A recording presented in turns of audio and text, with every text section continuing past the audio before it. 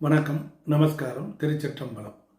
மாசி மகம் அதனுடைய சிறப்புகளை பற்றி நாம் இந்த வீடியோவில் பார்க்கலாம். ஒவ்வொரு பண்டிகைகளுக்கும் ஒவ்வொரு விதமான ஐஸ்வர்யம் இருக்குது. அந்த பண்டிகைகள் நமக்கு வாழ்க்கையில் பல கஷ்டங்களிலிருந்து விடுபடுவதற்கு உதவி செய்யுது. அப்போ நம்ம நேயர்களுக்கு இந்த மாசி மகத்தை பற்றிய சில சிறப்பான விஷயங்களை பற்றி பார்ப்போம். மாசி மகம் என்றைக்கு வருது, எந்த மாதிரியான சிறப்பு, நம்ம வழிபடும் போது நாம் இன்னும் பாசிட்டிவாக சிறப்பாக முன்னேற முடியும்.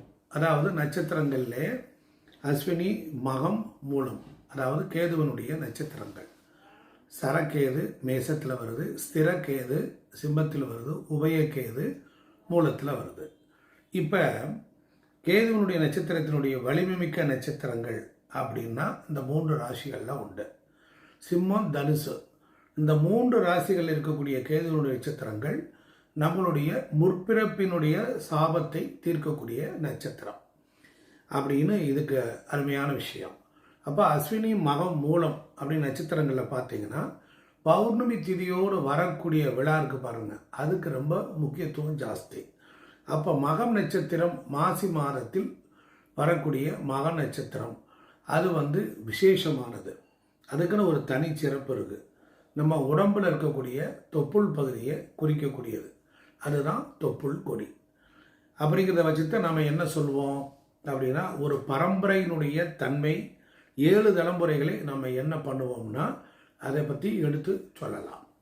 இப்போ இந்த தொப்புள் கொடியும் ஆலமரத்தையும் பார்த்தீங்கன்னா கிட்டத்தட்ட ஒரே மாதிரி தான் இருக்கும். ஆலமரத்துலேயும் விழுது இருக்கும், நம்ம தொப்புள் கொடியிலும் அந்த விழுது போன்ற ஒரு தோற்றம் இருக்கும். அது தாயினுடைய வயிற்றிலிருந்து துண்டிப்பதை நாம் கண்கூடாக பார்க்க முடியும். இதனால் மக நட்சத்திரக்கு ஸ்தல விருட்சமாக, நட்சத்திர விருட்சமாக ஆலமரம் அதான். அப்போ என்ன பண்ணுதுன்னா, ஆலமரத்தில் பல ஆயில் கொடுக்கக்கூடிய மூலிகைகளுடைய உற்பத்தி தானாக வரும் அப்படிங்கிறது தான். இது அதிசயமான உண்மை. அப்போ யாரெல்லாம் தன்னுடைய முன்ஜென்ம சாபம் என்னவென்றே தெரியல, என்னுடைய பரம்பரையில் இருக்கக்கூடிய ஆணி வேரினுடைய கர்மாவை நீக்கக்கூடிய வாய்ப்பு எனக்கு எப்போ கிடைக்கும் என்றே எல்லாரும் எதிர்பார்ப்பாங்க, காத்துக்கிட்டு இருப்பாங்க. அதற்கு இறைவன் பாருங்க சூட்சமாக ஒரு வழியை சொல்கிறார். அதுதாங்க மாசி மகம். பொதுவாக மக நட்சத்திரத்திற்கு பித்ரு நட்சத்திரம்னே பேர். மகம் என்றால் யாகம் என்றே பேர். ஏன்னா மனிதன் மனிதனாக பிறக்கும்போது தன்னுடைய ஆசையால் என்ன பண்ணுறாங்கன்னா கர்மாக்களை செய்கிறான். அந்த கர்மா நன்மை தீமை என்கிற அடிப்படையில் செயல்படும். அதுதான் புண்ணியமாக மாறும். தீமையை பொறுத்து பாவமாகவும், நன்மையை பொறுத்து புண்ணியமாகவும் மாறும். அப்போ புண்ணியம் நல்லதை கொடுத்துரும், ஆனால் தீமை என்ன தரும்? துக்கத்தை தரும், தடைகளை தரும், பிரச்சனைகளை தரும், இழப்புகளை தரும், உறவுகளை பிரிதல், கசப்பு தன்மை ஏற்படுத்துதல், கோர்ட்டு கேஸு, வம்பு வழக்குகள், இல்லற வாழ்க்கை முழுவதும் துக்ககரமாகவே இருக்கும். அப்போ இந்த மாசி மகம் என்பது நம்முடைய வாழ்க்கையில் இல்லற கர்மா அப்படின்னு ஒன்று அது கொடுக்கும். அதில் திருமணம், குழந்தை பேர், பூர்வீக சொத்து, அது காலபுருஷத்துக்கு 5ஆம் இடத்துல வருது. அப்போ பரம்பரை நோய்களையும் அதுதான் சொல்ல போகுது. அப்போ பரம்பரை நோய்கள், இப்போ உதாரணமாக சக்கரை வியாதி இருக்குன்னா தொடர்ந்து அந்த பரம்பரையில் சக்கரை வியாதி வரும். கேன்சர் இருக்குன்னா தொடர்ந்து அந்த பரம்பரையில் கேன்சர் வரும். ஒரு எலும்பு பிரச்சனை இருக்குன்னா அதுவும் தொடர்ந்து பரம்பரையில் எலும்பு பிரச்சனை வரும். இந்த மாதிரி பரம்பரை வியாதிகளை ஒரு முற்றுப்புள்ளை வைக்கிறதுக்குரிய ஒரு அற்புதமான தேடல் எத்தனை பேருக்கு கிடைக்கும்? எத்தனை பேர் இந்த வீடியோவை பார்ப்பீங்க? அப்படின்னா எத்தனையோ நாள் கோயிலுக்கு போகலாம், வைக்கலாம், எல்லாம் செய்யலாம். ஆனால் மக நட்சத்திரம் அப்போ புரிஞ்சுக்கணும், மாசி மகத்தன்று நம்முடைய ஆணி வேரில் இருக்கக்கூடிய கர்மாவை சரி பண்ணிட்டோம் அப்படின்னா விருட்சம் சிறப்பாக வளருமா, வளராதா? அப்போ அதுக்குரிய பண்ணுறதுக்குரிய வழி தேடணும்னா மாசி மகத்தை தான் நீங்கள் சூஸ் பண்ணணும். அப்போ ஒரு இடத்துல அதுக்கு ஒரு தீர்வு இருக்குது. கைலாயத்தில் போய் நம்ம ஈஸ்வரனை போய் பார்க்கக்கூடிய ஒட்டுமொத்த பலனை மாசி மக நட்சத்திரம் நமக்கு தருது. இறைவனை பார்த்த பிறகு வேறு என்ன நமக்கு பாவம் தொலைய போகுது? பார்க்க முடியாத அந்த பரமானந்த சுரூபத்தை பார்த்தாலே நம்முடைய ஜென்ம பீடையெல்லாம் போயிடும். அப்படி கல்லாலின் புடைமையில் அமர்ந்து சொல்லக்கூடிய அந்த கல்லால மரத்துக்கள் இருக்கக்கூடிய தட்சிணாமூர்த்தி சுரூபம் மாசி மகத்தில் அன்னைக்கு கிடைக்கும். அப்படிப்பட்ட நிலையில் ஒரு முறையாவது அந்த மாசி மகத்தன்னைக்கு ஒரு மந்திரத்தை சொன்னீங்கன்னா கண்டிப்பாக நம்முடைய சககோடி சாபம் தீரும். அன்றைக்கி ஒரு உபவாசமாக இருந்து பகல் முழுவதும் சொல்லலாம், இரவு முழுவதும் சொல்லலாம். அப்போ ருத்ர பாராயணம் பண்ணலாம். திரியம்பகம் யஜாமகே சுகந்திம் புஷ்டிவர்தனம் உருவாறு கபிப பந்தனான் விருத்தியோர் முக்ஷிய மாமிருதார். இந்த மந்திரத்தை 108 சொல்லி சிவபெருமானுக்கு வில்வ இலைகளோட நீரும் கொடுத்து தயிர் சன்னம் படைத்தாலும் சகல பாவம் போகும். அப்போ மாசி மாதம் பார்த்தீங்கன்னா 19ஆம் தேதி செவ்வாய்க்கிழமையோட பௌர்ணமியில் வருகிறது. காலையில் 8:30 மணி வரையில் இருக்குது. மக நட்சத்திரமும் இருக்குது. அப்போ இந்த 8:30 மணிக்குள்ளே யார் வீட்டில் ருத்ர பாராயணம் ருத்ர ஹோமம் செய்கிறாங்கோ அவங்க வீட்டில் 21 தலைமுறை சார்ந்த சாபம், பாபம், ரோகம், ருணம் எல்லாம் தீரும். அப்போ நமக்கு விருத்தி தரக்கூடிய இடம் எது, நமக்கு அடுத்தடுத்த நிலைக்கு போகக்கூடிய இடம் எதுனா 1000 மடங்கு லட்சம் மடங்கு பலன் நமக்கு கிடைக்கும்னா அருகாமையில் இருக்கக்கூடிய சிவாலயம்தான். அந்த ஆலயத்தில் போய் ருத்ர பாராயணத்தை நாம் சிவபெருமானுக்கு அபிஷேகம் செய்து எளிமையான முறையில் நாம் இந்த பூஜைகளை செய்யலாம். அப்போ இந்த 27 ருத்ர மாலைகளை ருத்ராட்ச மாலைகளை வாங்கலாம். வாங்கி இப்போ திருவண்ணாமலை பார்த்தீங்கன்னா ஸ்தல விருட்சம் ஆலமரம். திருவண்ணாமலை கிரிவல பாதையில் எத்தனையோ சிவனடியார்கள் அமர்ந்திருப்பாங்க. 27 ருத்ராட்ச மாலைகளை வாங்கி அவங்களுக்கு ஒரு தொகை கொடுத்து வாங்கி அவங்களுக்கு ஒரு உணவையும் கொடுத்து நீரையும் கொடுத்து அவங்களுக்கு கொடுத்துட்டு அவங்கள்ட்ட ஆசீர்வாதம் வாங்கினாலும் அது தெய்வத்தினுடைய சாபமும் மனிதனுடைய சாபத்தையும் போக்கும். அப்போ தீர்க்கக்கூடிய சக்தி யாருக்கு இருக்குன்னா சன்னியாசிகளுக்கு இருக்குது. இந்த சன்னியாசிகள் கேதுவனுடைய அம்சம். அதுபோல் அவருடைய ஜடாமுடிகள் 3 ஒன்றுக்கொன்று தொடர்பு இருக்கும். அப்போ எல்லா விதியும் மாற்றக்கூடிய ஆற்றல் சன்னியாசிகளுக்கு உண்டு, சித்தர்களுக்கு உண்டு, மகான்களுக்கு உண்டு, யோகிகளுக்கு உண்டு. அப்போ 27 ருத்ராட்ச மாலைகளை வாங்கி நம்ம தானம் கொடுக்கலாம். அப்போ ஒரு மாலையில் எவ்வளோ இருக்கும், பொதுவாக 108 இருக்கும். அப்போ ருத்ராட்சங்கள் பொறுத்தலைன்னா 54 ருத்ராட்ச மணிகள் இருக்கும். இப்படி இது 2வது முறை.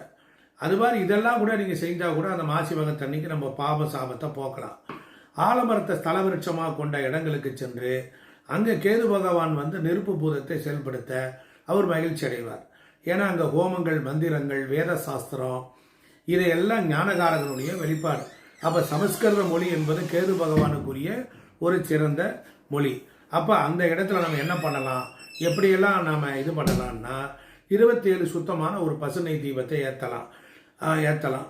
அது ஆலயங்களை சுற்றி 27 முறை பிரதட்சணை வரலாம். மரத்துக்கு அடியில் உணவும் நெருப்பு இனிப்பு உணவுகள் கலந்த பொருள்களை போடலாம். அப்போ உடலால் செய்கிற அளவுக்கு ஏதாவது எளிமையாக இருக்கா அப்படின்னு கேட்டால் சிவாலயத்தில் மக நட்சத்திரத்தை அன்னைக்கு போயிட்டு ஒரு சேவை செய்யலாம். ஆலய உழவார பணி பண்ணலாம். கோயிலை தூய்மைப்படுத்தலாம். ஏதாவது ஒரு பணியை செஞ்சு நம்ம வசதி தக்கபடி செய்யலாம். அப்போ மணிப்பூர சக்கரத்திற்கு மிக முக்கியமான ஆசனத்தில் அது தொடர்பு கொள்ளுது. இப்போ தனுசுராசம்னு சொல்லலாம். தனுராசனத்தை செய்ய பழகி மனோபலம் கிடைக்கும். ஏன்னா மகம் ஜெகமானம், மகத்தில் சந்திரன் இருக்க, சிம்மத்தில் சூரியன் இருக்க, மாசி மாதத்தில் சந்திரன் இருக்க, கும்பத்தில் சூரியன் இருக்க, இந்த மக நட்சத்திரத்தை அன்னைக்கு ஒரு பெரிய ஆற்றல் டிரான்ஸ்ஃபர் ஆகும். இப்போ மக நட்சத்திரத்துக்கு முதுகெலும்பு நட்சத்திரம்னு ஒரு பெயர் உண்டு. நம்மளுடைய தண்டுவடை இருக்கு இல்லையா, அதுதான் மகத்தை குறிக்கும். அப்போ யாருக்கெல்லாம் பார்த்தீங்கன்னா வீணை தானமாக கொடுத்தால் அதுவும் நம்மளுடைய 7 கோடி 7 ஜென்ம பாவத்தையும் போக்கும். அதுபோல் இது மாதிரி ஒரு பூரணமான விஷயம். சிறு குழந்தைகளுக்கு வீணைகளை கற்றுக் கொடுக்கலாம். சின்ன குழந்தைகளுக்கு வீணைகளை தானமாக கொடுக்கலாம். இப்படியே நம்ம ஒரு பல விஷயங்களை சொல்லிக்கிட்டே போகலாம். அதாவது நம்ம ஆலமரம் உள்ள ஸ்தல விருட்சங்கள் எங்கெல்லாம் இருக்கோ அந்த கோவில்களுக்கு போய் அங்கே வழிபாடு செய்யலாம். திருவெண்காடு புதன் ஸ்தலத்தில் ஆலமரம் தான் ஸ்தல விருட்சம். 21 தலைமுறை சாபம் நீங்கள் அங்கே போகலாம். அப்போ பிரம்மாவுக்கு இணையான வேதங்களையும் வித்தைகளையும் தன்னகத்தை கொண்டு ஆலயத்துக்கு போகிறது ரொம்ப ரொம்ப சிறப்பு. இப்போ மகா நட்சத்திரத்தினுடைய சிறப்புகள்லாம் சொல்லிட்டோம். அரியலூர் மாவட்டத்தில் இருக்கக்கூடிய ஆலமரைநாதர் பேரிலேயே ஆலமரம் ஆலம் அப்படிங்கிறன்னா பண்ணிடும். இந்த ஆலயங்களுக்கு மாசி மகா நட்சத்திர காலகட்டத்தில் சென்று நல்லது. திருவண்ணாமலையில் பெரும்பாலும் பௌர்ணமி திதியோடு கிரிவலம் வருவதும் நல்லா இருக்கும். நிறைய கூட்டங்களும் வரும்.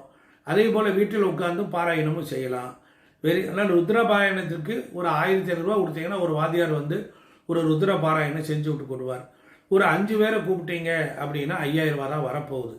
இப்படி முன்னக்கூட்டியே நீங்கள் இந்த மாசி மகத்தை பண்ணலாம். கொலக்கட்டை தானம் பண்ணலாம். விநாயகருக்கு நம்ம மாசி மகம் கேதுக்கு விநாயகருக்கு தானம் பண்ணலாம். நோய்கள் தீரும். அப்போ பார்த்தீங்கன்னா நமக்கு தலைமுறையில் இருக்கக்கூடிய எல்லா சாபத்தையும் போக்குவதற்கு நாள், நேரம், நட்சத்திரம், கிழமை இதெல்லாம் அடிப்படையாக வச்சு விநாயகர் வழிபாடு செய்யலாம், அரசமர வழிபாடு செய்யலாம், வேப்பமர வழிபாடு செய்யலாம். அதனால என்னன்னா ஆற்றங்கரை குளத்தங்கரை எதிரங்களை எல்லாம் இருக்கும். இதை செய்யும் போது புத்திர பாவம் சரியாக வேலை செய்யும்.